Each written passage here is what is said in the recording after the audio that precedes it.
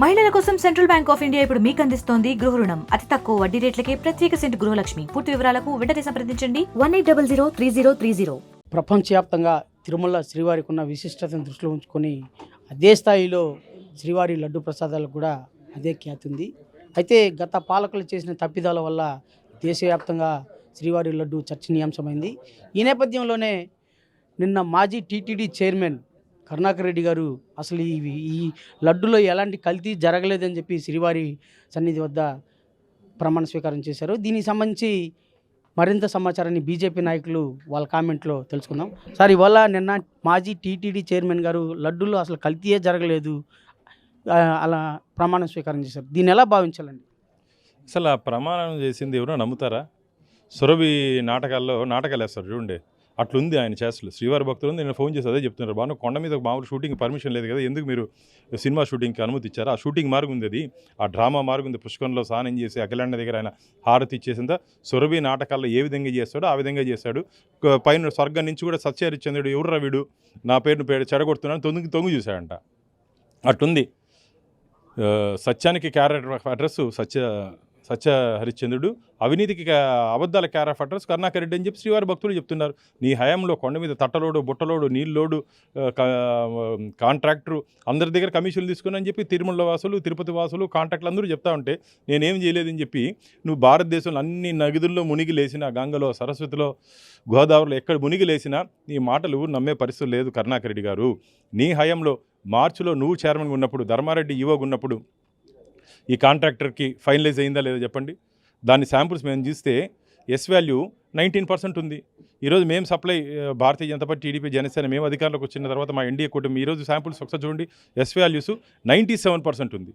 అంటే దాంట్లో అడల్ట్రేషన్ జరిగిందని చెప్పి నిపుణులు చెప్తున్నారు. మేము దాని పేపర్స్ చూపించి ఆధారాలతో NDDB national dairy development authority national dairy development board ఇచ్చినట్టు నివేదిక ఆధారంగా మేము మాట్లాడుతూ ఉంటే ఇదేం చంద్రబాబు నాయుడు గారి ల్యాబో, భానుప్రకాష్ ల్యాబో, లేకపోతే రవి గారి ల్యాబో కాదు. ఇది ఒక వ్యాలిడ్ ల్యాబ్. అది దానికి ఇచ్చినట్టు ల్యాబ్కి అంత శాంటిటీ ఉంది.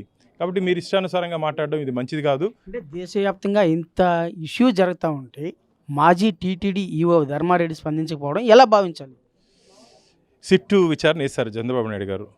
పొట్టలో దాగున్నా సరే పట్టుకొని వస్తారు. ఈరోజు సాయంత్రం రేపటికో ఫైనలైజ్ అవుతుంది. దీంట్లో ఎవరెవరు అప్పుడు ఆ రోజు ఉన్నట్టు ఎగ్జిక్యూటివ్ ఆఫీసరు, ఆ రోజు ఎవరెవరు ఉన్నారో అందరిని మీద విచారించిన బాధ్యత సిట్ మీద ఉంది.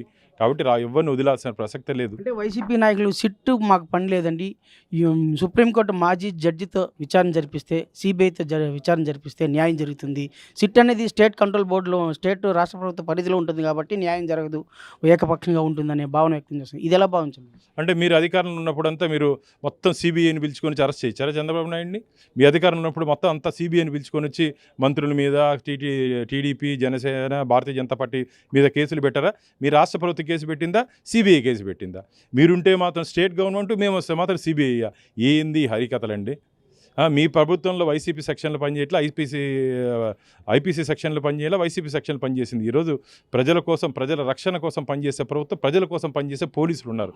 కాబట్టి నిష్పక్షపాతంగా ఎక్కడ విచారణ చేస్తారో, ఎక్కడ దొరికిపోతామని చెప్పి భయం వీళ్ళకి. సిబిఐ అవసరం లేదయ్యా మీకు, వీళ్ళు సరిపోతారు. పూర్తి ఆధారాలు ఉన్నాయి, ఇప్పటికే మా దగ్గర నివేదికలు ఉన్నాయి.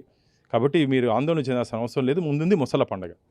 సార్, మీరు చెప్పండి, ఇవాళ అసలు డైవర్షన్ పాలిటిక్స్ కోసమే ఈ ఇష్యూ పై లేవనెత్తారు అధికార పార్టీ వాళ్ళు అని చెప్పేసి వైసీపీ భావిస్తుంది. దీన్ని ఎలా భావించారు? ఈ 100 రోజుల అయిన సందర్భంగా గౌరవనీయ ముఖ్యమంత్రి గారు చెప్పిన సందర్భంలో ఈ విషయాన్ని జగన్మోహన్ రెడ్డి గారు, కరుణాకర్ రెడ్డి గారు వీళ్ళందరూ కలుసుకొని మా జగన్మోహన్ రెడ్డి గారు అంచేస్తున్నారు, రాజకీయం చేస్తున్నారు.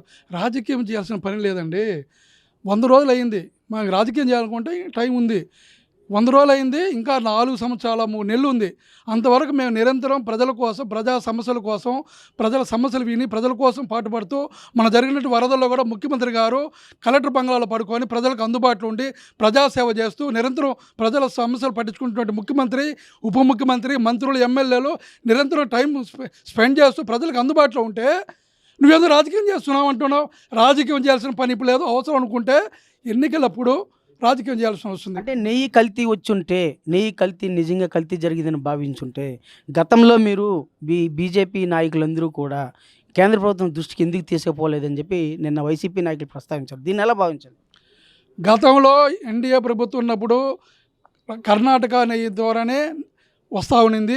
వీళ్ళు వచ్చిన తర్వాతనే 2022 నుంచి 2024 వరకు కూడా వీళ్ళ మరిపాను కోసం, వీళ్ళ లంచాల కోసం, లంచాలకు అవినీతికి పాల్పడినటువంటి ఈ ముఖ్యమంత్రి, ఆయన చోటా నాయకులైనటువంటి ఈ ఇద్దరు చైర్మన్లు, అధికారి వీళ్ళందరూ కలిసి గూడుపటానితో ఈరోజు దేశంలో ఉన్నటువంటి ఈ పనికిరానటువంటి పరిశ్రమల ద్వారా కల్తీ నెయ్యి తీసుకొని వచ్చి భక్తుల మనోభావాలను దెబ్బతీసే విధంగా ఈరోజు ప్రవర్తిస్తున్నారు.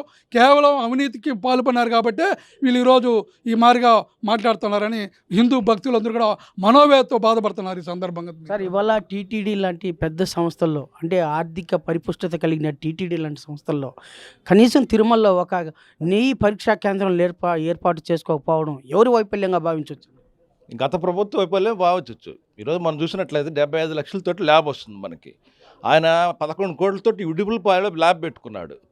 పాల తదితర సంబంధించినటువంటి పరీక్షల కోసం పెట్టిన నా సీఎం గారు ఆ రోజు ఆలోచించి చేయాల్సిన అవసరం ఉంది. కానీ రాబోయే ఇప్పుడు మా ఎన్డీఏ గవర్నమెంట్లో తప్పకుండా దాన్ని ఏదైతే మా పార్టీ అయితేనేమి, టీడీపీ అయితేనేమి, జనసేన అయితేనేమి, చంద్రబాబు గారి నాయకత్వంలో మోడీ గారి ద్వారా మేము తప్పకుండా ఇక్కడ రాబోయే రోజుల్లో పెద్ద నాయకులందరూ కూడా నిర్ణయించి అటువంటి సదుపాయాన్ని తప్పకుండా కల్పిస్తారు. ఎందుకంటే మనకు తెలుసు ఎంత అడల్టరేషన్. ఈరోజు ఎస్ వాల్యూ చూస్తే ఇప్పుడు 19% వాళ్ళ ప్రభుత్వం ఉంది, 97% మన ప్రభుత్వం ఇప్పుడు చేసిన తర్వాత ఉంది. అదేమంటే వాళ్ళు చెప్తున్నారు మీ ప్రభుత్వంలోనే కదా ఇప్పుడు మీ ప్రభుత్వం ఉంది, పాలు అక్కడి నుండి సేకరి. కానీ 6 నెలలకు ఒక్కసారి టెండర్లు జరుగుతాయి. అది మార్చిలో జరిగింది టెండర్లు. ఇప్పుడు కొత్త గవర్నమెంట్ టెండర్లు రాలేదు. ఇంకా ఆ టెండర్ వచ్చినప్పుడు మీరు నిర్ణయించిందే, ఎవరైతే చైర్మన్ ఉన్నారో బోర్డు మెంబర్స్ వాళ్ళు నిర్ణయించిన ప్రకారం ఇప్పుడు జరుగుతూ ఉంది. కాబట్టి మీరు మళ్ళీ తప్పు దీని మీద మార్చాలని చెప్పని అసలు మీరు టెండర్లు వేసేటప్పుడే దాన్ని గోల్మాల్ చేశారు, రివర్స్ టెండరింగ్ పెట్టారు. ఏదైనా ఒక సంస్థకి 3 సంవత్సరాలు కంటిన్యూస్గా పాలు సప్లై చేసిన సంస్థకే ఇవ్వాలి, దాన్ని 1 సంవత్సరానికి తీసేశారు. అట్లా ఏదైతే ఒక టర్న్ ఓవర్ 250 కోట్లు ఉన్న సంస్థ ఉండాలి, దాన్ని 150 కోట్లు తగ్గించేశారు. అట్లా నెయ్యి ఏదైనా సంస్థ వాళ్ళ అవసరాలు పోంగా 8 టన్నులు నెయ్యి ఉత్పత్తి చేసే సంస్థకి ఇవ్వాలంటే అసలు అది అవసరమే లేదన్నారు. ఇంకా 4 లక్షల పాలు రోజు, అంటే స్వచ్ఛమైన పాలు, మీలాగా కలిపిన పాలు కాదు, స్వచ్ఛమైన పాలు కావాలి. ఆయన 4 లక్షలు పర్ డే ఉండాలని చెప్పి నిర్ణయిస్తే అసలు 6 రూలు కూడా తీశారు. ఇన్ని రూలు మార్చేసి ఈరోజు నెయ్యి అనేది మనందరం కూడా పేటెంట్ ఉంది. 2009లో మనం పేటెంట్ తీసుకున్నాం.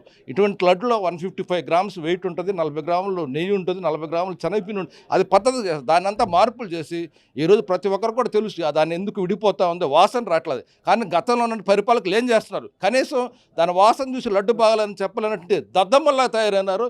దానివల్ల వాళ్ళు డబ్బులకు అలవాటు పడినారు, కానీ దాని గురించి ఒక పవిత్రత గురించి ఆలోచించలేదు. కాబట్టి దీని అందరూ కూడా తీవ్రంగా మేము ఖండిస్తూ ఉన్నాం. అందరి మనోభావాలు దెబ్బతిన్నాయి. మీరు ఇంకా పశ్చాత్తాపడి అందరి మీద ఎదురుదాడులు చేయొద్దండి, శాపనార్థాలు పెట్టొద్దు, వికలంగా మాట్లాడొద్దు. నిన్న ఆయన మాట్లాడతాడు నెయ్యికి పందికి ఇదని చెప్పి. ఏమి నువ్వు ఒప్పుకుంటున్నావా? పందికి నీకు కలిసిందని చెప్పుకుంటున్నావా? సుధాకర్ రెడ్డి గారు, నెయ్యిలో కలిసింది మీరు అని చెప్పి ఒప్పుకుంటున్నారా? అంతగా 1 గ్రామ్ కలుపుతా, అంతగా కేజీ తెచ్చి కేజీలు కలపరు కదా. ఇంతకుముందు మా నాయకులు చెప్పారు సైనైడ్ ఒక్క డ్రాప్ చాలు చనిపోవడానికి. మీరు అల్ట్రేషన్ చేసినారంటే చేసినట్టు చూపుకుంటారా మీరు అని అడుగుతాను ఈ సందర్భంగా. టీటీడీలో జరుగుతున్నటువంటి నెయ్యి వివాదం పట్ల తీవ్ర స్థాయిలో దుమారం లేపుతున్న క్రమంలోనే దీనిపై నిగ్గు తేల్చాల్సిన అవసరం ఉందని చెప్పి బీజేపీ నాయకులు అయితే స్పష్టం చేస్తున్నారు. ఆ దిశగా చర్యలు చేపట్టి అందుకు కారకులైన వారి మీద కఠినంగా శిక్ష విధించాలని చెప్పి డిమాండ్ చేస్తున్నారు. వీడియో జర్నలిస్ట్ సాహిత్య రవి, RTV, తిరుపతి. మరిన్ని వీడియోస్ కోసం ఛానల్ ని సబ్స్క్రైబ్ చేయండి, లేటెస్ట్ అప్డేట్స్ కోసం వాట్సాప్ ఛానల్ ని ఫాలో చేయండి అండ్ లింక్ డిస్క్రిప్షన్ లో ఉంది.